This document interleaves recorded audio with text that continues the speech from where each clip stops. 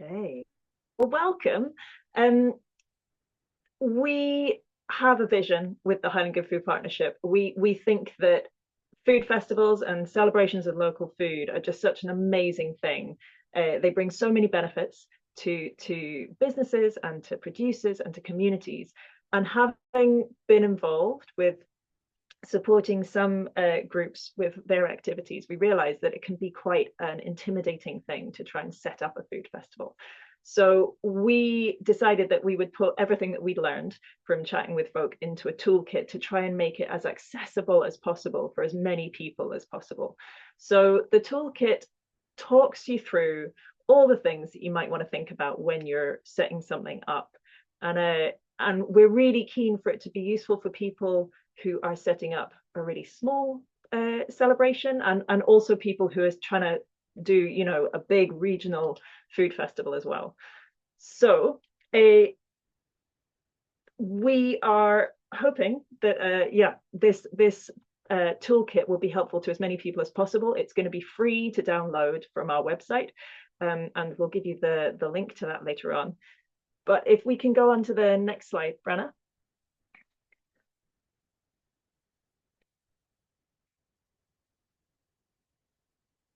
So a big section of it is the planning and organizing. So it's a good place to start is the why. We try and talk you through all the different questions you might want to think about. We go through thinking about who you might lean on for support, who your partners might be, what activities you might have planned, thinking through timelines and venues and safety, all these things to try and kind of keep you on the right track as you organize your celebration. It's definitely not an exhaustive resource. We couldn't possibly put everything into it, but we really have tried to be as thorough as possible to kind of help walk you through the process. I'll be really interested to hear actually the people who we have with us later on. It'd be really interesting to hear if you guys are new to this, if you're planning a brand new thing, or if maybe there is something that you've already been involved in this line. Certainly we hope that whether you're starting from scratch or kind of trying to improve something that you've already got on the go, that this will be a helpful thing. And I think that is my little section, Brenner. If you wanted to move on, I'll hand on over. Nice one. Thanks, Ellie. Yeah, so this next section about funding and sponsorship. Um, the sponsorship side of things is not something that we've sort of focused too much on in our sort of feast celebrations before, but I think that's why we're very lucky to have Susan here with us because I think she'll be able to, she's our expert maybe on sponsorship for events, so she'll be able to talk a bit more about that. But yeah, we didn't want it to be an intimidating process to think about sponsorship. I think it's helpful to think of it. It can come in many different ways. It's not just strictly monetary. So helping with sort of the promotion and in-kind contributions as well can be a really valuable resource from local businesses and other potential sponsors when you're just starting out. Um, so yeah, just trying to talk through sort of when to approach people about sponsorship opportunities and sort of having the idea fully fleshed out before you approach folks so that you can be really clear in your communication. I think that's really important, and sort of it also allows you to be as targeted as you can. So thinking about maybe how a local bakery might be more interested in the food offering side of things as opposed to a larger company will maybe be interested in the visibility of the event. Yeah, so and just thinking about the potential for long-term sponsorship as well, which will hopefully only continue to build if events keep going year after year. And then on the funding side of things, we tried to put together just different um, lists and areas that you can look for a bit of funding. Obviously, well, I don't know if we'll be able to. Well, we probably can update this with more potential funding next year if there's a whole new lot of funding around. But we've included some helpful links and whatnot, and when to apply, uh, particularly with the Highlands and Islands monthly rolling grant. is a really, really good resource. And if you sign up for as a member, you get access to their fund finder as well. So that's really good one to take a look at. There's also a bit of funding through Scotland Food and Drink, which is great, but that is a larger pot of money that then comes with sort of a larger application process. So it's kind of about weighing those things up when you're thinking about applying for funding as well. The next bit about engaging with businesses, you don't have to obviously include businesses in your feast event. It was just something that we did for our last one, and we thought it might be helpful to include just some tips and just a bit about our experience doing so. Yeah, again, starting early. I think there's probably a theme to this toolkit in a lot of ways. Um, Starting early and designating people to reach out to businesses that are on the sort of core planning team is really important. Um, and to not be discouraged if they don't get back to you immediately. That was a big thing, a learning I think from our feast event is that it took quite a lot of chasing, which was totally understandable. We did it during August, so it was a very busy time for businesses. So we were not at the top of everyone's list. Um, so yeah, just including some sort of hints there. Um, Again, highlighting the benefits of how the business that you're interacting with might benefit. So visibility and attracting new customers and support for local food are sort of the big ones that come to mind. Um, and being flexible with participation levels. So just keeping in mind that places will have different capacity of how they can support and be a part. And then also to always um, try to make it as easy as possible. Like I said, we did our event in a really, really busy time. So while I was chasing up businesses, Ellie was doing all the behind the scenes of making the forms for them to fill out and having the logos and posters and everything ready to be sent, so that it was just hardly any brain work involved. It was just seamless. um, yeah, and then just also to encourage anyone to be part of our Highland Good Food Partnership map, which is always just a bit of free promotion for businesses as well on there. And then on the marketing and promotion side of things, um, there's obviously a lot of different ways to market and promote your event. Um, Everything from, an invitation and a poster up in your community to doing a press release or a wider press release to local newspapers or radio stations or whatnot. So we've tried to include different ways that you might want to go about that. We also have all of our templates available at the end when you download this toolkit in a zip file, so you get access to all these different logos that you can edit and make your own, and posters as well that you can edit. Um, we've created our Highland Feast hashtag, with the hopes that if you are holding your own feast event, that everything can kind of be under this banner, and everyone can interact with it on socials. And yeah, we can promote it obviously on our socials. And if you do let us know about what the feast event is, then we're hopefully going to develop a feast map when we have all the events going on next year. And so we'll be able to promote that and on our social media, obviously, and then on our newsletter as well, which goes out to, I think it's over 600 people. Is that right? Yeah, each month. So that's a bit of promotion as well. So just tried to make it, yeah, as easy as possible. Yeah, to start with the marketing and promotion side of things. And again, just trying to start as early as possible, just so you can get the date in people's diaries, is really important as well. Yeah, just giving yourself a timeline, working backwards from it. But yeah, so hopefully all these will be really helpful for when you're doing the promotion side of things. Just trying to have everything under one cohesive banner is kind of what we thought. And then the final sort of piece of one of the final, but one of the last pieces of the toolkit is about post-event evaluation and follow-up, which I know is not like, oh, it's the most exciting thing, and it's probably like it's the last final thing of your event before it's done. So it's always like the final hurdle. But we just included some different ways of collecting feedback and sort of the importance of storytelling when you're trying to collect your feedback, and how it's not just about looking back, but planning ahead for your next event, and how important a lot of this feedback can be for when you're applying for further funding, or sort of trying to communicate the benefits to groups that you're working with. Again, and it's all really, really valuable stuff.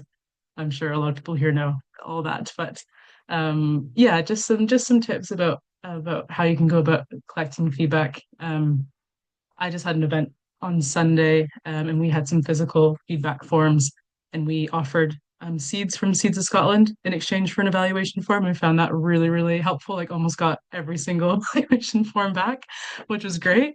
So having like, not that you have to have give freebies every time, but like something to incentivize people to fill out a form on the day of is really um, important. And then you just have it in your hand, and you don't have to chase people up for a survey afterwards. Um, but yeah, we've also included some evaluation templates along with a zip file of the logos and posters and everything as well, for which you don't have to use, but they're just a guideline. Um, but yeah, I think that's kind of brings us to the end of the toolkit content. The only other thing I wanted to say was just about the templates that are included. So like I said, logos, posters. We also have a press release template, um, business engagement template, sponsorship package, and then a risk assessment and the follow-up evaluation as well. So those are all included when you download the toolkit. So hopefully they'll be a good guide and good place to start for folks. Was there anything else, Ellie, do you think? Oh, that's brilliant. Yeah, just to say, to back up what you were saying earlier, you're very welcome to use all of the templates or none of them. We're not precious about this resource being used, the whole thing by everybody. We just want to get as many people as possible celebrating food in their local area. And similarly, like if you're running a food festival or a food celebration, and you don't want to use any of the resources that we've created, then by all means do, but still tell us about it, because we'll still promote it. We just created the Feast Toolkit because we wanted to make it as easy as possible for a group to put it together, which is why we've created the kind of the name and the logos and all that kind of thing. But it's definitely not yeah, we don't want it to kind of, for everything to have to be a feast. It's just to make it as accessible as possible. Exactly. Yeah. Well, with questions, because there's not that many of us, I suggest if you stop sharing your screen, Brenna, then people can just raise their hands. Might be the easiest thing. I don't think we need to use chat. So if anybody's got any comments or questions on the toolkit, there'll be a chance to kind of talk to people, other Susan and Shona, once they've done their bits as well. But feel free to jump in. Wendy, hi. Hi there. I just wanted to say how very impressed I am with this. It looks really excellent, and I think an extremely useful resource for lots of people. So well done for putting it together. It certainly aids having a festival of any sort. Some great ideas there. So that's really all. Thanks very much. Thank you. That's very kind of you, Wendy. We do hope it'll be helpful. Yeah, absolutely. Are there any other questions on the toolkit itself? And if not, maybe it would be really helpful to hear if any of you guys who have come to join the call, if you already run an annual food celebration, or if you have plans to do one, feel free to jump in. Yeah, Stacey, do you have your hand up? Yes. Go for it, Stacey. That's really, really useful, and just a really good structure, to be honest. I thought I really liked the flow of it. So we did do our own food and drink festival last year, which was really, really successful. And quite happy to see that I didn't miss anything out, which was a bit of a relief. But for this year, we are looking to do another festival this year, but we're looking to do sponsorship. So that's a whole new area for us. So we've not done that before. So yeah, this will be really, really good to look at the sponsorship as well, and just to see how you start to pull that story together. So we've started some work on it, but it's particularly, I just want, to everything else we're doing. So no, it's good. Thank you. Oh, that's brilliant, Stacey. Great. Well, I hope it goes well this year. Thank you. Wonderful.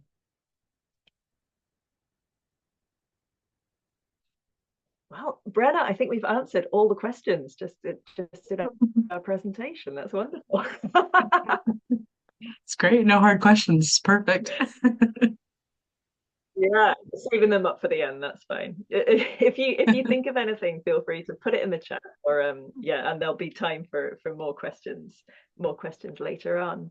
But if there aren't any other questions on our toolkit, then I think we'll move on to Susan's presentation. I'm really excited to introduce Susan Barry. So Susan, Taste North is one of the food festivals that we've included as a case study to try and give some information about what a large food festival might look like and what their learnings have been. So for those of you who don't know, Taste North is the wonderful annual food festival run by Venture North. And Venture North is the destination management organisation for Caithness and Sutherland. They work with local businesses, communities and stakeholders to provide a united voice and vision for the development and promotion of responsible, sustainable tourism across the region. Susan Barry is Venture North's Tourism Engagement Coordinator, with her key responsibilities being supporting Venture North members alongside managing the organisation's consumer, social media and PR activities. Susan is also the staff lead for Taste North, coordinating the marketing strategy and working closely with the event manager, Nicola McLeod. And so I shall hand over to you, Susan. Thank you very much, Ellen Brennan. Thank you to the Highland Good Food Partnership for inviting us to be part of the toolkit. We're really delighted to be included and to share whatever we can, our knowledge of Taste North over the past decade. So I'm going to try and share my screen and share a video. This did work when we practiced it. So I think once I share it, you won't be able to hear it until I finish the video. So hopefully it will work out well. And if you can't hear it or it's buffering, then just shout or wave or something and I'll stop it.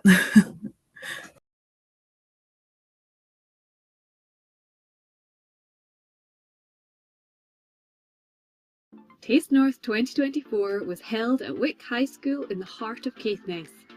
This year the community came together once again to celebrate the very best in Caithness and Sutherland's food, drink and creativity.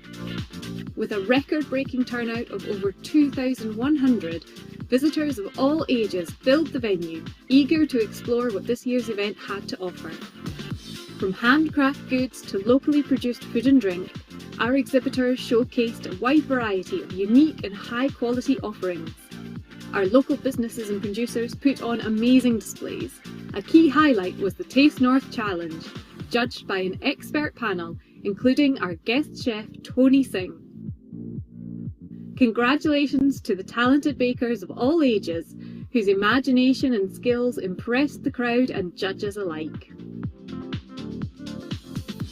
Our celebrity guest chef Tony Singh captivated audiences with his cooking demonstrations, sharing his passion for local ingredients and showing us how to turn them into delicious dishes. Of course, we all had to try some.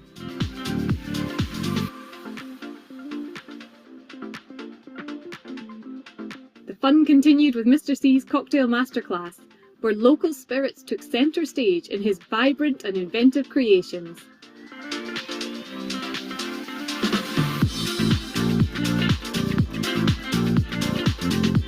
Whether it was tasting incredible food and drink, chatting with our exhibitors, or enjoying family-friendly fun, there was something for everyone at Taste North.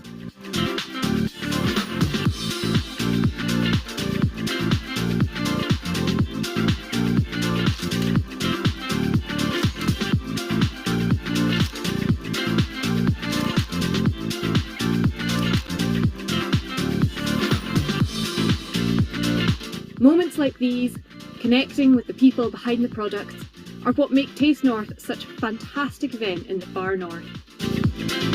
Behind the scenes, a dedicated team worked tirelessly to bring this event to life. A big thank you to everyone involved. Taste North 2024 celebrated the fantastic food, drink and craft producers in our North Highland community. We can't wait for the 10th anniversary event in 2025.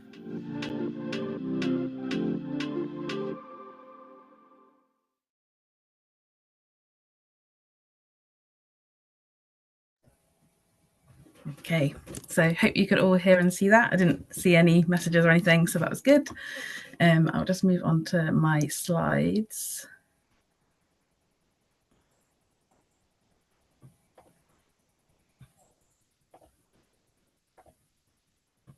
Okay. Yep, so hopefully you can now see those. So just to give a bit of context to the origins of Taste North, I should start. Oh, sorry, I've had a notification. There we go. So just to give a bit of a context to the origins of Taste North, I'll just start by briefly mentioning Venture North. Venture North was launched in 2013 as a collaboration of 11 local businesses seeking to address a critical gap in the tourism industry. That's being a lack of a centralised visitor information platform. This initiative led to the creation of the Venture North website, and then also a broader vision to extend the tourism season in the North through unique events. This vision materialised in 2015 with the inaugural Taste North Food and Drink Festival. Initially focused on Caithness exhibitors, this festival has expanded over the past decade to encompass the North Highlands and beyond, evolving into a celebrated annual event. As there is now a staff team for Venture North in place, myself and my colleague Neve provide the day-to-day coordination of marketing, assisting Nicola MacLeod, who we contract as our event manager, and also funding applications. Neve is actually the expert on funding applications, but I will try my best to help with any questions on funding and sponsorship. So in terms of footfall, as you can see from the slide, Taste North has grown from attendance of 250 in 2015 to over 2,100 last year, making it the biggest event after the summer county shows and Highland Games in our region. And we've gained recognition across the Highlands, being shortlisted as a finalist for the Outstanding Cultural Event or Festival at the Highlands and Islands Thistle Awards last year, which we're really proud of and is a testament to the team that we've got in place who make Taste North happen every year for the past 10 years. So what is Taste North? Hopefully you got a bit of an idea from the video, but it's a one-day festival featuring an exhibitor marketplace with high quality food, drink and craft. In 2024, we have 57 exhibitors. We also have guest chef demos. So over the years, we have had Jacqueline O'Donnell, Jim Cowie, Mike Matheson, Nick Nairn, Jean-Christophe Navalli, Grant McNichol and Tony Singh, who's come back twice. He loves Caithness so much. We also have a cocktail masterclass with local mixologist Simon Collier from Mr. C's Bar in Thurso, who uses local spirits in his creations. You also saw lots of footage from our Taste North Challenge, which asks entrants of all ages to use a hero ingredient from the area in a baked item, and then it's brought to the event to be tasted and judged by our guest chef, and then afterwards everyone dives in for a good taste as well, so that's really exciting. And then we also have some family-friendly fundraising activities, and they're provided by a local charity. So Taste North is free for all to attend, and that is thanks to various community funds, organisations and business sponsors who we do mention throughout our different marketing materials and methods. Over the years, Taste North has been held at Ackergill Tower, just north of Wick, in Dornoch, and then outdoor in Marquise at John O'Groats. However, since 2022, it's been held at the East Caithness Community Facility, which is a fantastic facility housing both the high school and a primary school. And in 2024, we expanded into the primary school to accommodate our largest number of exhibitors to date. There's also built-in theatre style seating in one of the rooms, which is fantastic for our cookery theatre setup and allows us to get a lot of people in there and makes it quite professional looking as well. The community facility also has really good public transport links, something that we didn't really have at Ackergill Tower or John O'Groats, and it can also be reached on foot for those in Wick, and there's plenty of parking as well. Using this facility is also cheaper than hiring marquees to accommodate the growth of exhibitors that we've been able to accommodate over the years. And also not being a marquees means that we're not at the mercy of the Caithness breeze, which can be a quite stiff breeze at some points. So just a quick highlight to show what Taste North has supported over the past 10 years. So one of the things that we do is support and promote the development of young people and careers in the tourism and hospitality industry, including the Taste North Challenge. So that encourages children and young people to get creative, develop new skills, and celebrate local ingredients on their doorstep. And the standard of entries is always exceedingly high. Also had a really exciting opportunity for Harris Turnbull last year, who is one of UHI's professional cookery students. He also works in the Norseman Hotel in Wick, and he was able to assist Tony Singh in his demonstrations. I think it was excellent experience for him, and he did a great job as well.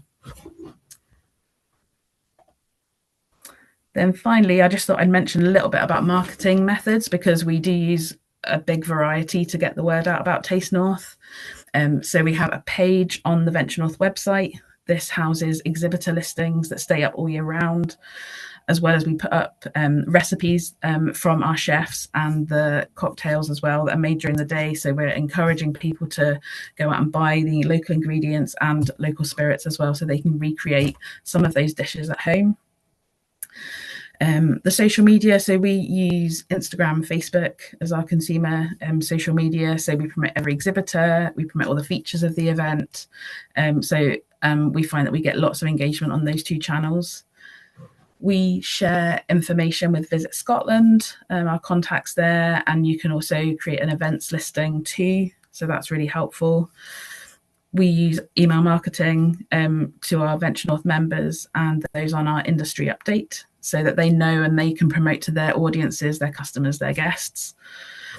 We submit multiple press releases. So we have a great relationship with our press contact from the John O'Groat Journal and Caithness Courier. He comes along on the day and gets photos as well.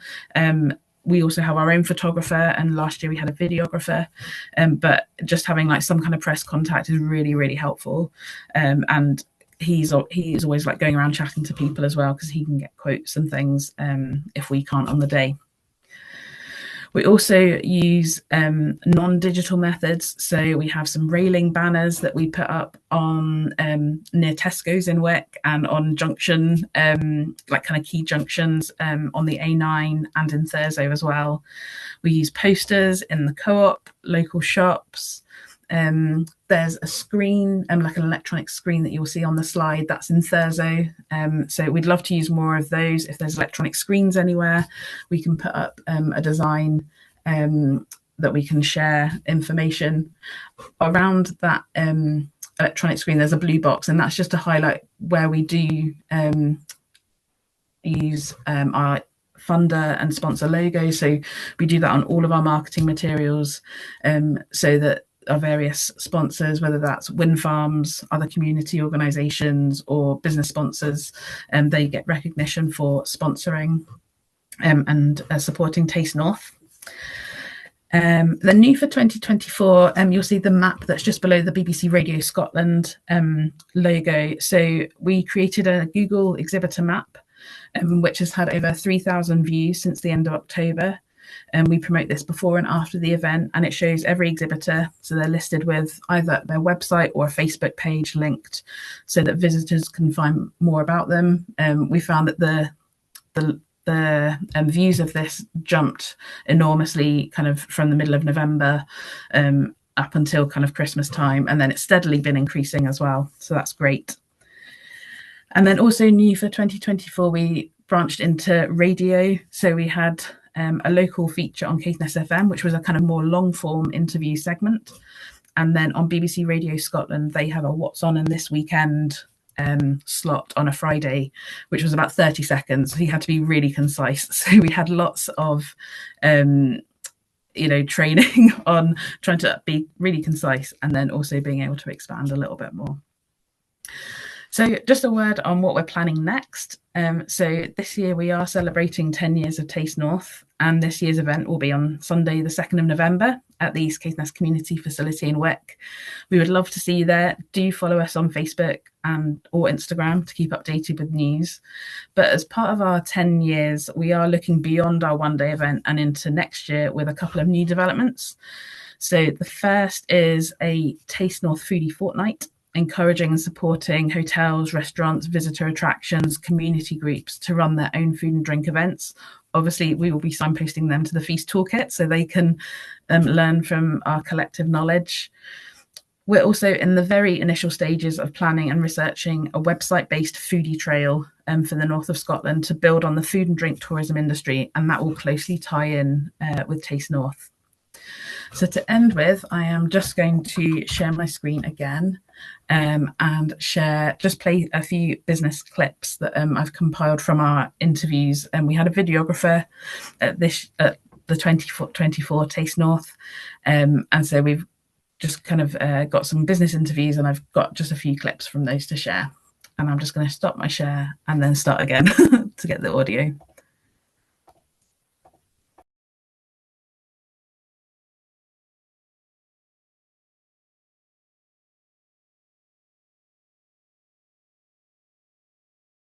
I work for 8 Doors Distillery, the most northern distillery in the UK mainland. We started distilling our own single malt whisky there just over 2 years ago now.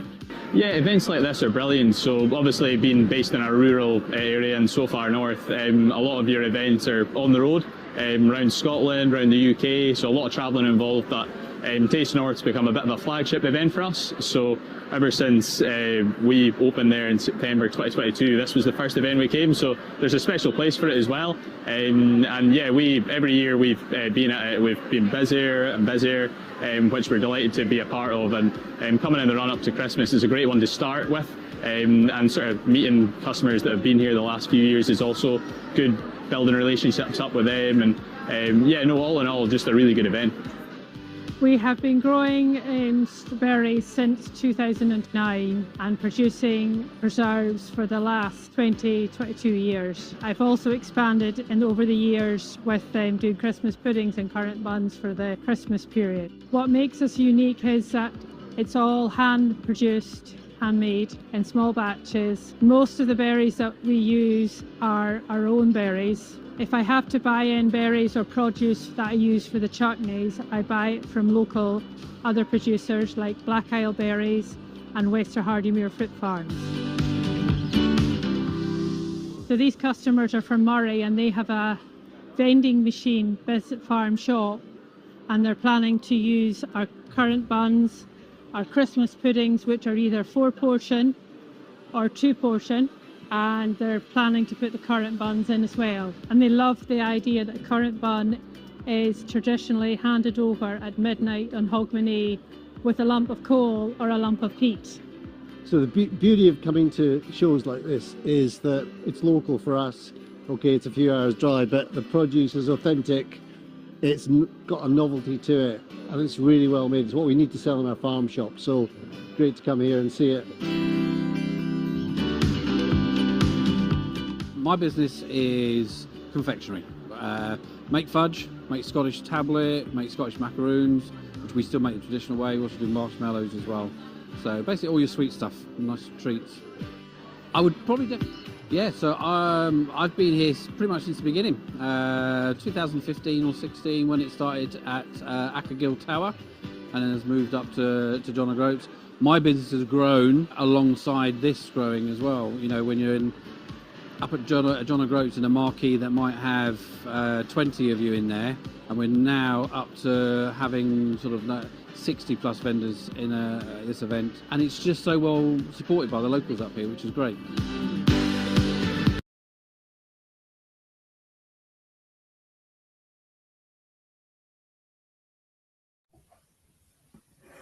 So that is those videos. I'm really happy to take any questions if I can't answer them. I've also put into the chat just some of the links. So a link to our website, our Instagram, Facebook, a date of our next event, and then also my email address as well. That's wonderful, Susan. Thank you. It's so inspiring to see how you guys have grown year on year and to see something so well established and successful, and also really showing the power of hiring a videographer as well. Like having those videos as clips is fabulous.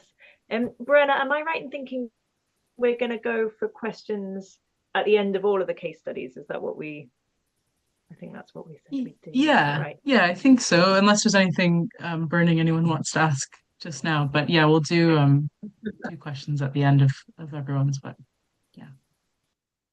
I think that would work well if that's okay with everybody, because we can get a bit of a discussion going, having seen all the case studies. But that was really brilliant, Susan. Thank you so much, and Susan. if anybody has a question, and yeah, if their question is going to fall out of their head, please feel free to put it in the chat.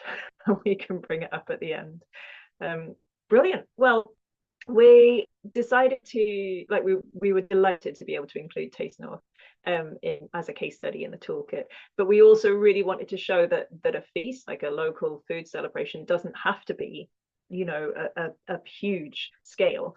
So we're really pleased to get Shona on board from Climavore as well, and show how a kind of small but beautiful event can happen too. So for those of you who don't know, Climavore CIT community interest company based in Skye. Through collaboration with local residents, schools, restaurants, and international researchers and activists, it shares new approaches to regenerative sea farming and food waste. This work has been acknowledged by multiple awards, including nominations for the 2021 Turner Prize. Shona Cameron is the director of Climavore in Skye and Raasay, and will be talking about their 2024 event, Coichan Collective Commons. So I'm delighted to hand over to you, Shona. Thank you very much, Ellie. I will just share my screen. This one.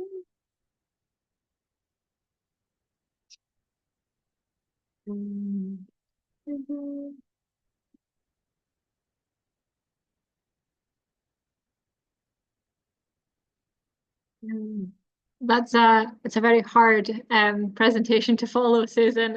It looked amazing, Taste North, and I will hopefully try and get along to it this year. So yeah, as it says, I'm Shona. I'm the director of Climavore here in Skye, currently in Portree, and I am the only employee. So we are a micro organization, I guess. And for those of you who don't know what Climavore is, our vision is to empower coastal communities who are the custodians of their land, their culture and futures, to review local food and food waste systems and drive a just transition in the wake of the climate and biodiversity crises. So I thought it might be helpful just to give you a kind of slight background to Climavore and sort of where it started. So this is kind of the beginning of Climavore in Skye. So it was a concept that was created by a duo of artists called Cooking Sections as a kind of proposition to ask how to eat as humans change climates. So it's essentially, to be Climavore, it's a diet. So unlike omnivore or herbivore or vegetarian or vegan, you are a Climavore, which means different things in different places depending on what the climatic emergency is there. Here in Skye, this project was looking at how we can transition away from intensive aquaculture to eating more bivalves and seaweeds, which actually have a positive effect on the environment and the coastal systems around the island. So this image is quite iconic in our sort of history, is the oyster table, which was commissioned originally by Atlas Arts, the arts organisation here in 2016. And it launched in September, for a week in September. I guess it was kind of like a little food festival, where people were invited to come down to the table at low tide, and it became a dining table for people to eat different meals depending on the time of day of low tide, so breakfast, lunch or dinner. And then at high tide, it became a multi-species table where oysters and seaweeds filtered the water by breathing. Alongside this, 10 restaurants in Skye and Raasay removed salmon from their menu and replaced it with a Climavore ingredient, thus sort of starting this Becoming Climavore movement, which is now expanding globally. So in 2019, Climavore in Skye and Raasay kind of separated itself slightly from the bigger Climavore family and became its own community interest company here, which has allowed us to go for our own funding. And sort of in some way kind of form its own trajectory. So we operate across 3 strands of activity. The first one is learning. So we do a lot of workshops with schools and bringing chefs into the schools to teach the kids about these ingredients. We also have run Climavore apprenticeships and created a Climavore cookbook, which was very popular.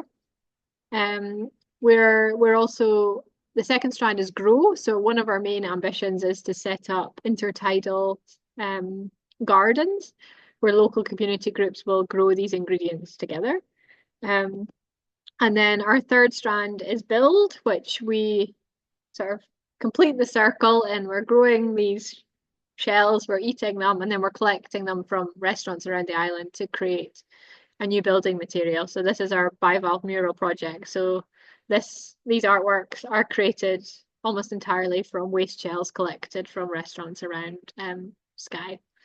And I'll mention a little bit about our next event, which ties into these at the end.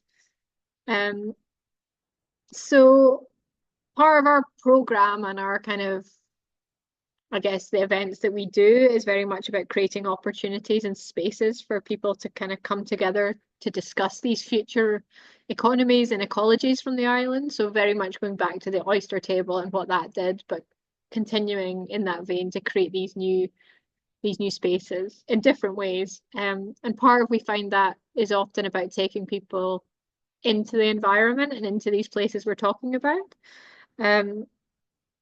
So that kind of leads me on to the event Coinchen Collective Commons, which happened on, I think, the only sunny day of the entire summer last year. By some miraculous way.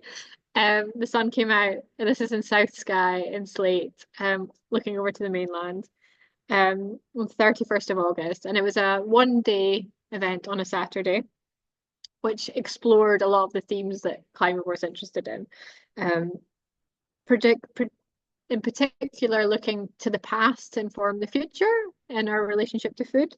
So obviously for millennia, people have lived in Skye and have been supported by the coast, the sea and the land in terms of growing crops or fishing or harvesting species that just grow naturally. But in our postmodern society, we've lost that connection to nature, and this idea of living off the land is becoming more and more distant. So this event was a space to explore how we can support more local food production in Skye and transition to this regenerative form of intertidal farming and reusing food waste. So the day was held in collaboration with 3 partners, I guess. There was the Highland Waste Partnership, Highland Community Waste Partnership, the Selkie Collective, which is a refill store in Broadford, and Lucy Cook, aka the Wild Cook, who led the foraging events. And the event aimed to share knowledge of edible plants that can be foraged around Skye, whilst also creating this space for connection and collaboration between local food producers and the rest of the community. It began with 2 foraging walks in the morning, led by Lucy along the coastline in Slate, where she collected different seaweeds and edible plants. And she was joined by the local musician and broadcaster Marianne Kennedy, who shared her knowledge of Gaelic traditions and songs and stories in the sort of intertidal zone. So again, bringing back some of those stories in which we've lost over time. The guests then regrouped together in Ancrew, this image, for a community foraged meal by Lucy, with the menu centred around the ingredients that she'd found on the shoreline, alongside very much a Climavore theme of mussels and scallops. And it was all about, I guess, celebrating the wealth of the food production in Skye. So I just thought it might be helpful to highlight a few elements of the project that I thought might be helpful for other people that are thinking of doing their own event. So firstly, I think it's been touched upon by everyone, is partnership working. And if you can spread the load and everyone can bring in sort of their own expertise and knowledge and that really helped. So working with Highland Community Waste Partnership allowed us to showcase their new Ceilidh kit, which is this table setting which they'd set up, which can be hired by people for weddings or other events. And it's sort of recycled crockery from an old hotel, and they've got a local community group to make the table set, the napkins and the tablecloths. So it was really nice that we could use our event to then showcase someone else's product. I think attention to detail as well is something that really, I think that came out with Susan as well, and it's sort of the small touches that often kind of really make an event. So the drinks we served were locally sourced beers, Harris gin, which is obviously made with seaweed, and a seaweed vodka, or elderflower cordial that Lucy had made from foraged elderflowers, things like that. Every table setting had a scurvy grass leaf on it for you to try if you wished. We used vegetables from West Coast Organics, an organic farm in Skye. We made a playlist of local artists that was playing in the background, and in everyone's place they also had an archival image on a postcard from the local archive centre which related to food production in Skye for people to write their own comments on and get feedback at the end. I think multi-use material, I forgot to put an image in, but I just noticed if I skip back, there's an image of it here. So we made a poster, which was printed by Isle of Riso in Inverness. And this idea of multi-use, I think, is quite good. And it's also thinking about reducing waste. On one side, it was a poster, but on the other side, if you folded it up, it became like a little booklet that people could write their notes on whilst they were doing the walks. And it had nice little drawings by Lucy on it as well. And then just touching on promotion, so we used posters, but also, like Susan said, a lot of social media and kind of press releases. We did a What's On slot with the local radio station. We did extended interviews on the local radio station, press releases to the local paper, mail outs to sort of other food groups, climate groups around the island, that kind of thing. And then the other thing that we did that we'd not done before is we charged for this event. So we were worried by the awful summer that people might say they'll book a ticket but then just not turn up. And then for both the walks and the meal, you're obviously very constrained by the number of people that you can have. So for the first time we charged, so it was £5 for a walk and £10 to come to the meal, or £15 for both. And we donated that money to a local environmental charity. So that the idea was people were contributing, but it was going to something that kind of supported the bigger cause of what Climavore believes in. And then I guess the feedback is something that was talked about in the toolkit, and it is notoriously hard to get people to give you feedback. So we had the postcards, which you can see one of them there at the bottom. That was the old salmon boat coming into Portree. And we had these bigger sort of sheets of paper with questions on them that people could put post-its. We did a digital survey at the end, which 3 people responded to very generously, and just sort of lots of conversations. The one thing I hope that came through as well through this is we hired a photographer, which he creates beautiful photos, but it also takes away a stress of you having to think about documenting your own event if you're also wanting to kind of mingle and start conversations and that kind of thing. So I would say that's very well worthwhile. And then finally, just to invite you all to our next celebration, which you can see there's going to be a shell feast, so another food. Food is very important to Climavore. Everything we do has to have good food. So we're celebrating the completion of the murals, which are 5 pairs of murals, 5 designs. You can see that they're twin, they're mirror images. One half's going to publicly accessible art collection, and the other half is being installed in a community space around Skye and Rassay. So you're all invited to come along on the 15th of March at Salmarostig in the south of Skye, where we will have a sort of afternoon session of conversations of people telling us sort of or talking about different ways into the project. There'll be film screenings, there will be a coastal walk, guided coastal walk, looking at some of the ingredients that we're interested in. And you can go for a dip if you want. And there will then be a family ceilidh with Climavore food prepared by the now celebrity chef Callum Munro, featured on Great British Menu. Yeah, so and then also we're going to have a big pile of shells in the courtyard, and we want you to dance on them and crush them with your dancing shoes for our next project. And then just finally, we have a new website, which I'm very excited about. Please go and visit it and let us know what you think. This has been a bit of a baby in the process, but my favorite thing is that little blue circle, which tells you what the tide is at that time of day when you visit the website. So I will stop sharing now and leave it there. Oh, that's so brilliant, Shona. I love that little blue circle too. Those, yeah, what a lovely event, and so nice to kind of see all the different ways that you've brought your whole ethos to like every part of it, and also how, you know, food celebration doesn't have to be just about food, like bringing in the music and everything else is really gorgeous. Wonderful. Well, I hope, yeah, I'm sure people have got lots of questions for you as well.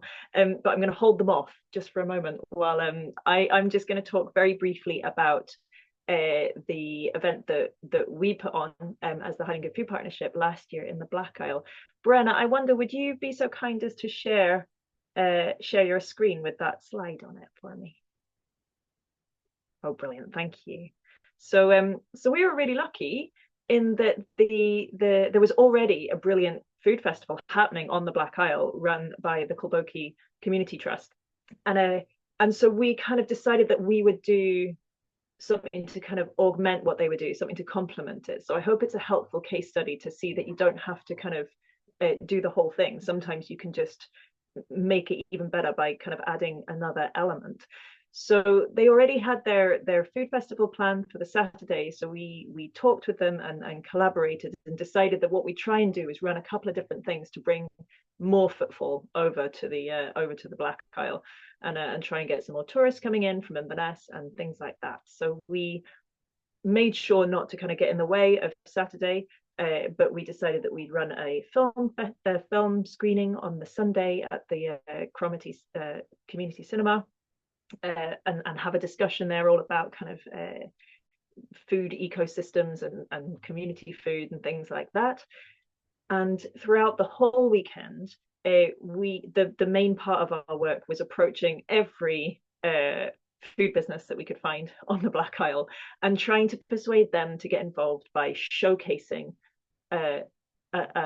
some kind of menu item made with local food, local produce. And we ended up getting 9 businesses signed up, and it was wonderful to see how many of them already were doing this. Like, it's great to see. But what we did is we kind of collated them together, we promoted them, and we kind of provided the overall kind of idea of this kind of Black Isle menu. We made a map, as you can see there on the slide, to kind of try and get people exploring the whole of the Black Isle, and we yeah, also just tried to kind of shout as loudly as we could about it, doing promotion online and press releases and things like that. We also tried to connect them, any business that kind of got engaged, we tried to connect them with more local producers. So we directed them to our map that Brenna mentioned earlier, and just kind of talked with them about what they were thinking of doing and if there was any way that we could help. And we had some amazing different things. We had kind of Black Isle tapas, and you know, some people just did one cake that they sold during that weekend, but other people did like a whole set menu to celebrate it throughout the weekend. So that was just a really nice thing. definitely was a success. So as I say, we had 9 businesses, but 200 menu items were sold as part of that black aisle menu over the weekend, and 86% of our business respondents reported that they had positive outcomes from being involved in it. So that was really, really wonderful, and great to work with Okoboki Community Trust as well, you know, to try and make a bigger splash by collaborating. Is there anything you want to add to that, Brenna? Don't think so. I think that you pretty much covered it, but yeah, it was a really, really, really great event. Try to get like, yeah, I was really, really happy that we managed to get 9 businesses signed up to do that. So yeah, it was fantastic. And then to also cap it off with a bit of a film screening at the end, just yeah, just a great overall weekend. Yeah. It was definitely a challenge we had, I think, as Brenna mentioned earlier, was the timing. So the food festival date was already set in stone, but it's a very busy period for hospitality businesses. So definitely a bit of learning for us might be to shift it, you know, further into the autumn, to kind of give a bit more capacity for more businesses to take part.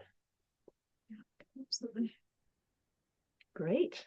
Well, I think that's everything I was going to say on the Black Isle Feast. And so I'd love it if people could, yeah, put your hand up or write in the chat to have some questions. Please feel free to ask whatever you know, anything to do with these festivals to Susan and Shona and us, if it's helpful. But you know, there's some amazing experience here. So if you've got any any plans to be running your own thing, this is a great opportunity to pick brains.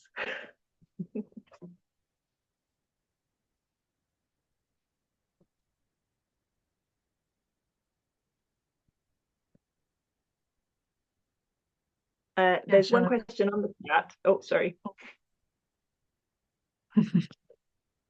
I was just going to say that Anna did put a question up. Do you want to put your question forward, Anna? Oh, I can't hear you, I'm afraid. You are unmuted, but I think maybe you're. Well, the question was, would Taste North consider going to other areas as well? I still can't hear you, Anna. I'm sorry. Oh, do write in the chat if there's more you'd like to say. But yeah, it was asking about the different venues that you had, and then is there a plan to move about again? I think our flagship kind of event will be in Wick for the foreseeable, just because of the capacity that the venue can hold. But this foodie fortnight idea that we have, I think, would incorporate elements of Taste North into it, just by encouraging the kind of support local and love local ethos of using local ingredients and having feast celebrations in people's localities. We know that we can't kind of replicate Taste North everywhere because just of the scale that it is now. But you know, we're always happy to hear ideas. Yeah. That's great. Nice one. Does anyone else have a question? Yeah, go for it. Karen. Yes, I was interested. Our community garden that we're just like starting off is goes down to the beach, and I was interested, Shona, in what you said about intertidal gardens.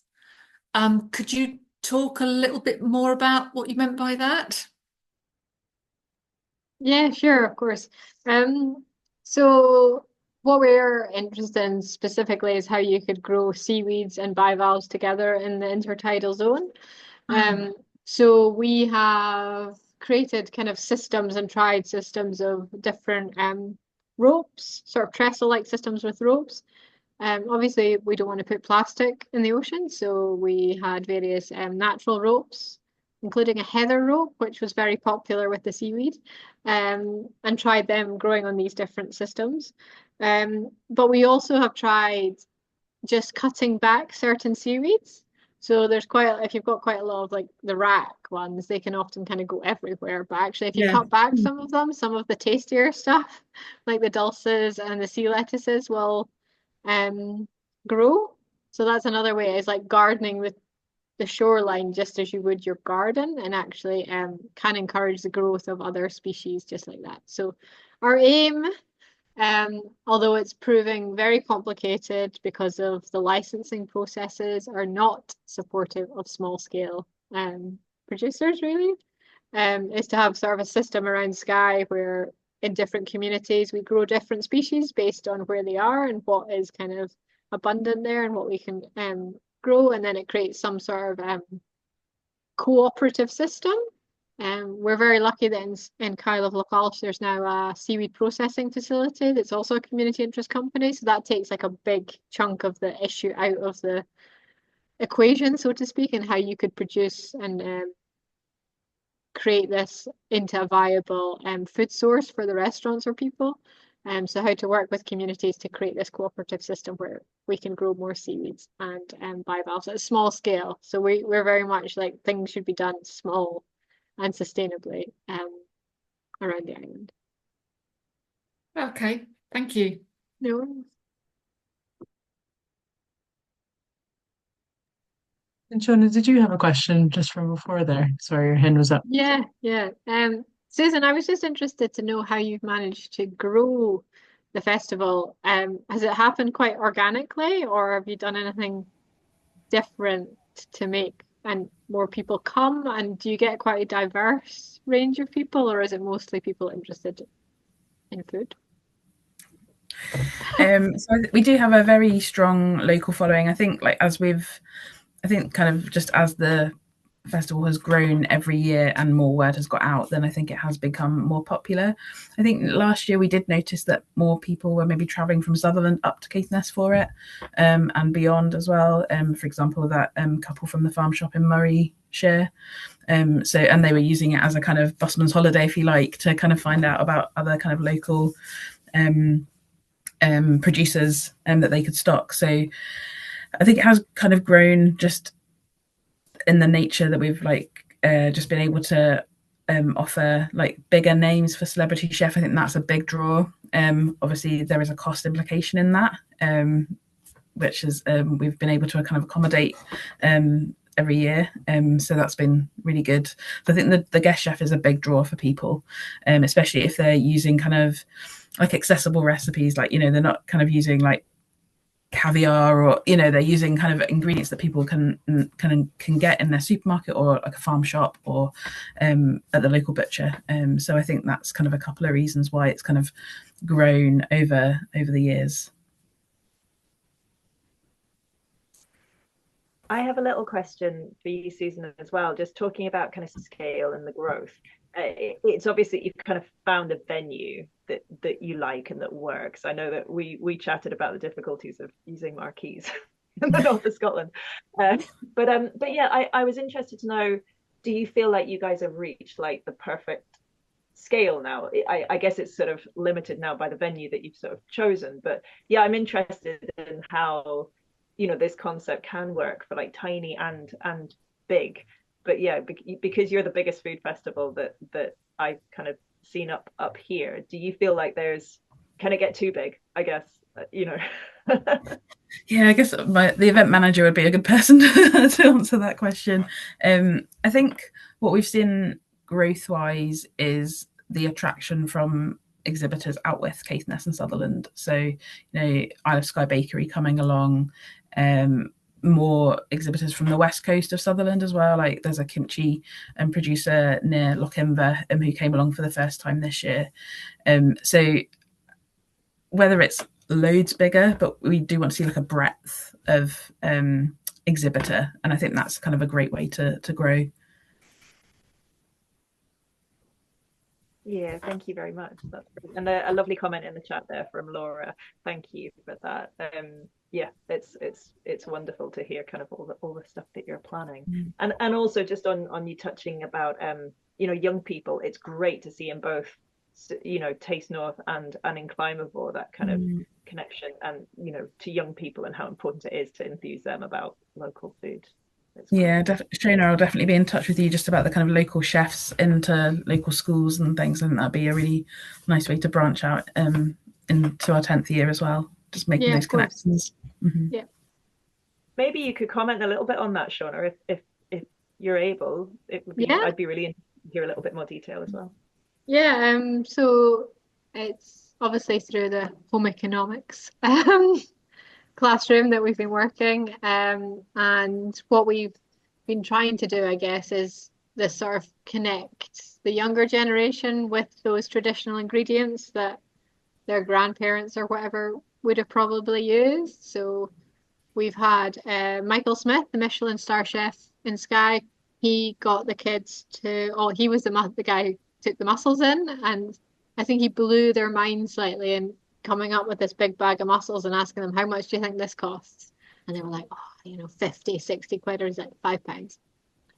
So to understand the kind of that actually some of these ingredients aren't that expensive, and it's just to know how to prepare them and cook them. We also had Ben Oakes, who's a local scallop diver, twice dived scallops and sponsor scallops, former student of the teacher, who brought the scallops in. And once the kids had gotten over that initial, we don't want to touch this disgusting looking thing, to actually sort of learning to shark a scallop and learning to cook it.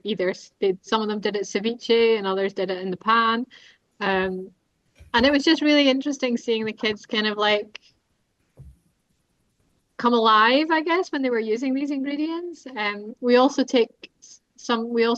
if it's like a double period, you can also, if depending on where the school is and what its access is, we've taken the chef with the children down to a local area where they could forage for seaweeds and then bring them back to the classroom and then actually use them directly what they've collected within recipes, which is another really great way for them to kind of connect the two things together.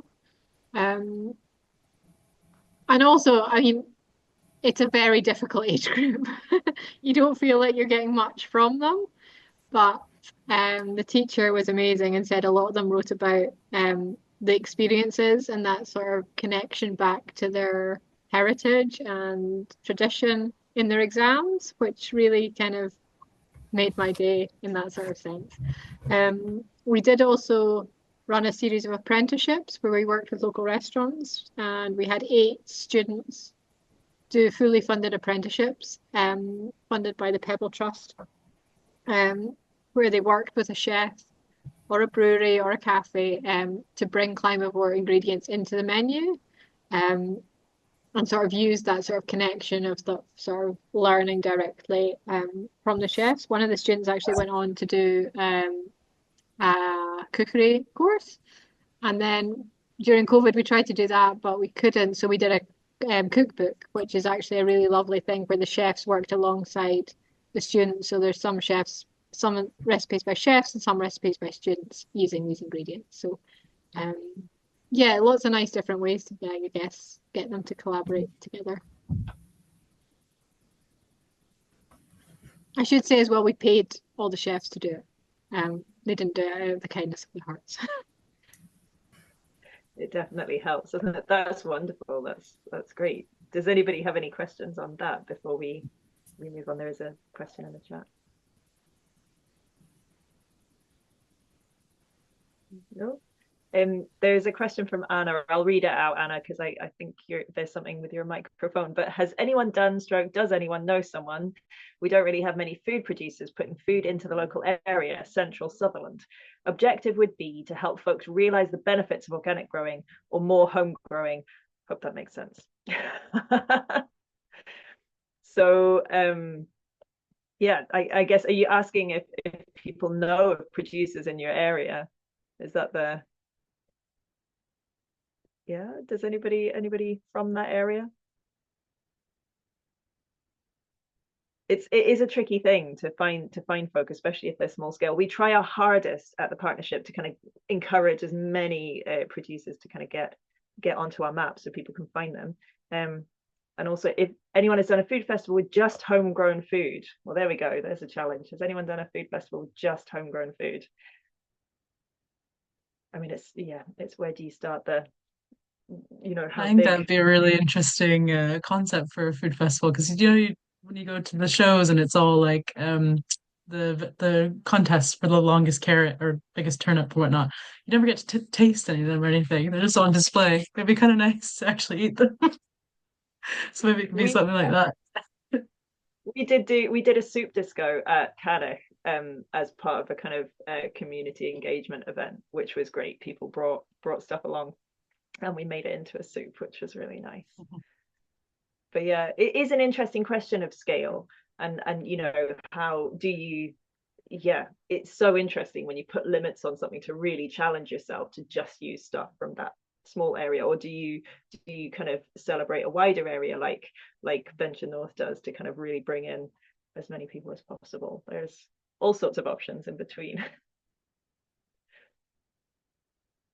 And also a focus, because I know, Anna, you've got a great focus on apple trees as well, getting loads of apple trees planted everywhere. So like having a focus on like a star ingredient as well is also a really interesting one to highlight, for sure. Karen, do you have a question? Go for it. Yeah, no, well, I was just going to say it's we've just got our funding through for the next 2 years for the garden, and they're wanting to have like an opening event. And so I was thinking it would be nice to have some food from the garden. And I think probably what we might have most of is kale and chard. And so I was just thinking, we could do, I don't know, different kale and chard recipes or something with some seaweed or something like that. So you've actually got me thinking on how to include what we grow on a small scale at the opening event. So that's great. Yeah, Anna's suggesting guacamole. Yeah, we also did a thing with at Moo Food over in Muirford. We did like making pesto with mortar and pestle, but you can make a kale pesto, so that's a great one for the kids to kind of make it as well, just with seeds. You don't have to use pine nuts, you can use like sunflower seeds and all sorts of things. I shall make a note of that. Kale pesto, good, thank you. Seaweed pesto is good too. Sorry? Yeah. Putting seaweed in your pesto is good too. Even if it's dried seaweed or okay. fresh, you can use both, but it adds a kind of that umami kind of flavor. I take it it's not any seaweed, Shona. You can eat any seaweed. No seaweed is poisonous in Scotland. Just depends where you collect it is more of the thing to be careful of, that it's not near any kind of outflow kind of thing. That's great. Just in case it's helpful, Karen, I'll put in a link to Thurso Grows. So they're part of Thurso Community Development Trust, and they're local to me. I stay in Thurso, so I'll put a link for their webpage just in case that's helpful as well. Thank you. I've come across them on Facebook, but thanks for the reminder. Yeah. I just had a. Sorry, Ali. No, go ahead. I was just going to say on Thurso Grows, like Sharon Dismore, who's the lead gardener there, is just such a wonderful, enthusiastic person. She's she's great to chat to. Go ahead, Brenna. Thank you. No, I was just going to add a question for Shona and Susan, because just about the marketing promotion side of things. We did a little bit of experimenting, I guess, with our feast and doing paid ads and paid promotion through Instagram and Facebook. And I don't think we've really done that before. And it really made a big difference in visibility, which is a little bit scary to think that's the way that those social medias are going. But I was just curious to get your thoughts if you used any sort of that like paid promotion and if you've had good results, and if, just. Last year we just put a little bit of spend into promoting the Taste North Challenge for entrants, and then also for the event itself. I think that probably did contribute to us getting, this is just really anecdotal, but just people that travelled out with the local area, out with kind of Caithness. But mostly our views and things have been organic. Yeah, we've not used it. I did use it in my previous job, but it's been more organic, I guess, and through a lot of it's through word of mouth, I think, as well here. And you get a lot of people coming back. I think for us it's trying to, and that's where the school workshops are good, is like how to target different audiences of people who aren't maybe middle class or generally just interested in this, like because actually how do you reach those harder to reach groups is something that we're trying to work on. Absolutely. Thank you both. That's great. Was there any other questions from anybody? Or comments?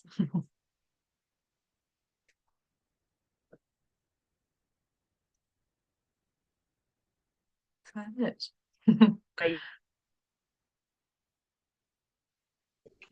There's, sorry, Ellie, you're just cutting out there. Oh, you're back. Sorry. Sorry, did I interrupt someone? No, I no, have a bit of a. no. Oh, well, I was just joking, saying that nobody's asked where to get the toolkit from. No, that was going to be a good segue. Because actually the reason why we're here. So yeah, so I'll put that in the chat there. Actually where you can download the toolkit. Feel free to share that link far and wide with anyone, and hopefully, yeah, it's a useful resource. And obviously we're taking feedback on it as well. If there's anything missing or anything you think should be in there or something needs a bit of editing or tweaking, just please let us know about it. But yeah, you'll have access to the whole toolkit once you put your name and email in, and then as well as all those zip files with the posters and logos and templates and everything like that. So please use it. Please download it, and hopefully we'll see some events pop up next year or this year. And what would be really wonderful is if you can make sure to stay in touch with us and let us know, even if you're putting on just a small thing. We really, it's so helpful for us to, for our own personal kind of sense of fulfillment, but also, for our funding, it's really helpful for us to know if we've had an effect and if what we're doing has been helpful, and just to promote what you're doing, in our newsletter and as far and wide as we can do it. And I guess on that as well, if I know that quite a few of you are already members of Highland Good Food Partnership, but if you're here and you're not a member, feel free to have a look on our website and have a look. It's free, and it just means that it's easier for us to kind of keep in touch with you and support what work you're up to. But I think if are there any other questions? We've got just another 5 minutes before it's sort of time to finish. So feel free to jump in if there's anything you'd like to ask. But if not, it's just, thank you so much for joining us. It's been wonderful. And thank you ever so much to Susan and Shona, because those presentations were so inspiring. It was great to see. Cool. Right. Well, I think there aren't any other questions, but yeah, thank you very much for coming along. Is there anything you'd like to add? Any of the presenters or Brenna? Thank you. Great. Well, have a lovely evening. The recording of this will be on our website shortly. It takes a few days to come through, but please feel free to share the link to the website and to tell people about it. We'd love for as many people as possible to use the toolkit. Wonderful. All right. Well, have a lovely evening, and see you again sometime. Thank you all so much. Take care. Bye.